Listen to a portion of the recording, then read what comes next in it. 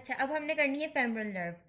Femoral nerve के लिए ना, ये मेजर नर्व होती है ऑफ द थाई, और ये जो है हमारे पास ना लंबर प्लेक्सस से निकलती है, जिसमें हमारे पास dorsal division of spinal nerve from L2, L3 and L4।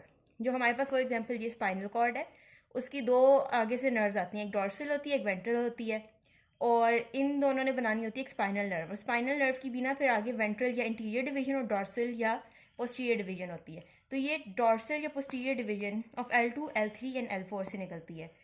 इसने जाना होता है to the thigh by passing through the inguinal ligament. ये इंग्वाइनल लिगामेंट है हमारे पास, इन तीनों ने मिला और ये गई।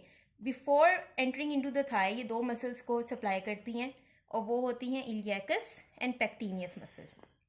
फिर उसके बाद इन्होंने थाई में एंटर हो जाना है, और कोई 2.5 centimetre down the inguinal ligament इन्होंने दो में डिवाइड हो जाना होता है, interior division and posterior division. जो हमारे पास इंटीरियर डिवीजन है ना, उसने देना होता है muscular branch to the sartorius muscle, और फिर इसके बाद दो क्यूटेनियस ब्रांचेस होती हैं। एक होती है हमारे पास मीडियल क्यूटेनियस ब्रांच, और एक होती है हमारे पास इंटरमीडिएट क्यूटेनियस ब्रांच।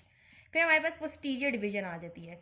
जो पोस्टीरियर डिवीजन है ना, उसने सारे क्वाड्रेटस फेमोरस मसल्स को देना होता है, जिसमें हमारे पास रेक्टस फेमोरस आ जाता है, वेस्टिस मीडियालिस, लेटरालिस, इंटरमीडियालिस।